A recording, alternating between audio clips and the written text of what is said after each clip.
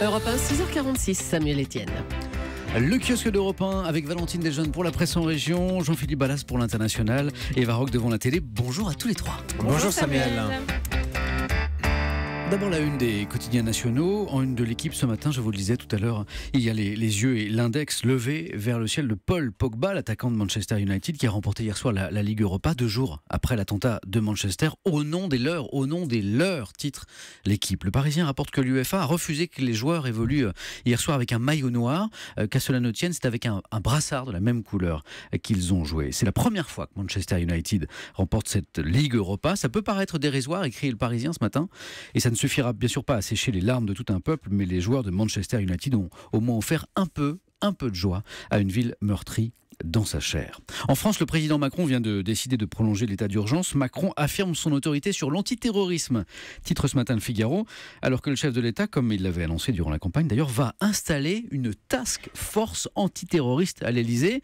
Et le Figaro se penche sur les contours, pour l'heure un tout petit peu mystérieux de cette fameuse task force. Pour l'heure, peu d'infos ont filtré sur cette structure opérationnelle 24 heures sur 24 qui sera composée de 50 à 100 personnes dont le profil, la provenance reste nébuleux. Ce qui est certain, c'est qu'elle sera installée a priori dès le 7 juin prochain, dans très peu de temps, donc ce qui signifie que le président a la ferme intention de reprendre la main sur le renseignement. Ce qui est clair aussi, c'est l'objectif de cette task force antiterroriste, ainsi expliqué par Libération ce matin, décloisonner l'analyse du renseignement qui jusqu'à présent se faisait au cas par cas avec des services, vous le savez sans doute, qui avaient pris la mauvaise habitude de se tirer la bourre, de bâtir donc une sorte de Conseil national de sécurité, comme entraîne l'idée depuis quelques années d'ailleurs. S'il nous écoute ce matin, je déconseille à l'animateur Cyril Hanouna de lire le Parisien aujourd'hui en France, lecture qui le mettrait sans doute de très méchante humeur. Le dérapage de trop, titre le journal, expliquant que le canular homophobe ne passe pas auprès du CSA, des téléspectateurs et des annonceurs. Édito au vitriol intitulé Abus d'indécence. Contrairement à ce qu'on lit ici et là, Hanouna ne fait pas la polémique. La polémique, c'est autre chose. Elle peut avoir une certaine élégance. Lui, il abuse de l'indécence. Ça finit par ressembler à de l'exhibitionnisme réservé à un public amateur et averti. Écrit ce matin Le Parisien. Voilà, donc Cyril, si tu écoutes, ne va pas lire Le Parisien ce matin. C'est une très mauvaise idée. La presse en région. Avec Valentine Desjeunes. Valentine, d'abord, vous avez choisi pour nous 3 unes de journaux en région. Oui, tout d'abord, cette bonne nouvelle dans la dépêche du midi. Renault reprend Intel et ses 280 salariés. Hier, le constructeur automobile a annoncé qu'il allait reprendre le site toulousain d'Intel spécialisé dans les logiciels embarqués. Ça va pas de soi parce que Renault, Intel, on se pose la question, mais il s'agit là des logiciels embarqués dans les voitures. Et là, tout s'explique. Et voilà. La nouvelle vie de Nico Rosberg à la une de Monaco Matin. Et grande photo du pilote de Formule 1 devant le circuit à la veille du Grand Prix de Monaco. Le champion du monde en titre et jeune retraité de la F1 confie au quotidien ses envies et ses projets. C'est donc à lire dans Monaco Matin. Et puis c'est l'ascension pour tout le monde, même pour les vaches. C'est la une de l'Alsace qui a suivi la transhumance des bêtes de la famille Debac. Une véritable fête suivie sur place par des centaines de personnes. Si vous ne savez pas quoi faire, c'est une idée donc à lire dans l'Alsace. Voilà. Donc le programme que nous propose Valentine, c'est d'aller assister à l'ascension des vaches. Des vaches, si j'ai bien suivi. Pourquoi pas. L'histoire du jour, Valentine, c'est une infographie, mal employée. On pourrait appeler ça le code de conduite du bon chômeur. Ouais, c'est un document réalisé par Pôle emploi qui suscite l'émoi. C'est à la une du Courrier Picard, à lire également dans l'Est républicain. C'est un conseiller Pôle emploi de Morteau qui a créé cette infographie. Elle décrit la journée type d'un chômeur efficace. Et elle fait le buzz sur Internet depuis quelques heures. Ouais, une journée qui commencerait à 7h45 par une petite séance de remise en forme, à jeun, histoire de booster la motivation du demandeur. Outre les consignes objectives pour un retour à l'emploi, la liste des clichés se poursuit tout au long de la journée avec ce petit déjeuner copieux, donc, puis café bronzette pour prendre la lumière, antidépresseur naturel. La fin de la journée se situe à 17h30, le moment de se sociabiliser un peu. Autant dire que le document publié par donc cette agence Pôle emploi de l'Oise a suscité l'émoi, infantilisant pour de nombreux internautes car cela laisserait entendre que la solution au chômage ne tiendrait qu'à la bonne volonté des individus en demande d'emploi. Depuis, on s'en doute, l'infographie a été supprimée. Pôle emploi a présenté ses excuses. On va dire que ça partait d'une bonne intention, mais que c'était complètement raté. C'est ça. Merci Valentine. La presse internationale, Jean-Philippe Ballas, ce matin, on va sur la Lune, carrément, avec une vente aux enchères qui s'annonce historique. Bon, alors à première vue, c'est un trésor qui ne paye pas de mine. C'est un petit sac de toile blanche avec une fermeture éclair, genre trousse de voyage, tout ce qui est le plus banal.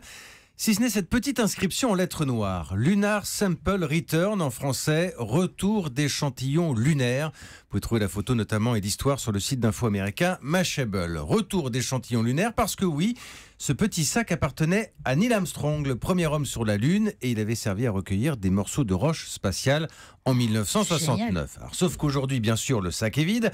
D'ailleurs, la NASA avait fini par s'en débarrasser.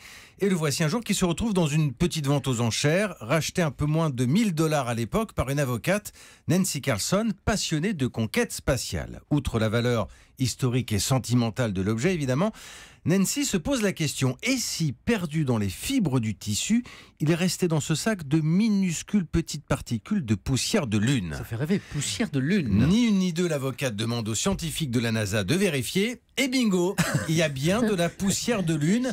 Bingo, et du coup, tension, parce que la NASA, elle ne veut plus rendre le petit sac, celui qu'elle jugeait pourtant sans valeur. S'ensuit une bataille judiciaire dont Nancy Carlson va sortir finalement vainqueur. Elle récupère le petit sac et décide aujourd'hui de le remettre aux enchères. Ce sera le 20 juillet prochain chez Sotheby's à New York. On a une idée du prix? Prix estimé du petit sac, 4 millions de dollars. Et vous Je vous rappelle que Nancy en avait eu pour un peu moins de $1000 elle à l'époque. En tout cas, la somme devrait être reversée, dit-elle, à des œuvres de charité. Et d'autant plus que la NASA elle a dû nettoyer le sac et récupérer toute la poussière, non? Ça, l'histoire ne le dit Donc pas. ça va être juste une petite trousse Il n'y a pas forcément totalement que... aseptisée. 4 millions de dollars la trousse de l'espace, effectivement. Julie a raison, c'est un petit peu cher. À suivre en tout cas. À suivre. À la télé ce soir, Eva Rock, 3 films, sinon rien. Et oui, en ce jour férié, les chaînes de télé jouent la carte de la séance ciné. Alors parmi tous les films proposés, je vous en ai sélectionné 3. Le premier est à voir sur France 2 à 13h55, jour férié obligatoire. Voilà. L'accent des comédiens devrait vous donner une petite indication. J'ai donc loué une villa dans la colline et nous y passerons les grandes vacances. Elle est où cette villa? Juste au bord d'un désert de garrigues qui va d'Aubagne jusqu'à Aix. Ça vous dit quelque chose, Ah, je les pense. Espagnols. Les Non. ch'tis. Exactement, Julie. Bien joué. C'est l'adaptation du livre de Marcel Pagnol, La gloire de mon père. Alors, c'est un film d'Yves Robert avec dans le rôle principal Philippe Cobert. Pagnol, en fait, espérait lui-même réaliser cette adaptation. Il n'en a pas eu le temps. Et dès 1963, Yves Robert s'est intéressé au projet, mais il a fallu attendre donc 1990 pour l'obtention des droits et réaliser cette adaptation. C'est un très beau film à regarder en famille où il est question de filiation, d'amitié et du Sud, évidemment. Alors, plus au Sud encore, c'est sur France 3 à 14h05. Alors là, vous vous installez confortablement. C'est parti pour 2h40 de grands spectacles et cette musique.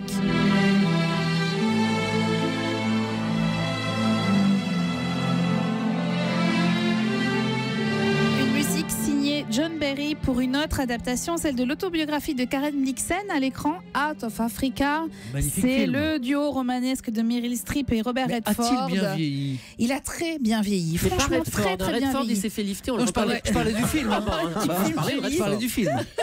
Ça balance. Il est Histoire- horrible maintenant, on ne le reconnaît plus. Histoire d'amour et décors sublimes pour ce qui demeure un des grands derniers films romantiques hollywoodiens signé Sidney Pollack, c'est difficile à dire. Et puis direction W9 à 21h pour un autre classique. Autre adaptation, autre musique d'Ennio Morricone. Mais c'est en toi que j'ai pas confiance. En moi? Oui, en toi, parce que tu dépasses pas le niveau de la ceinture.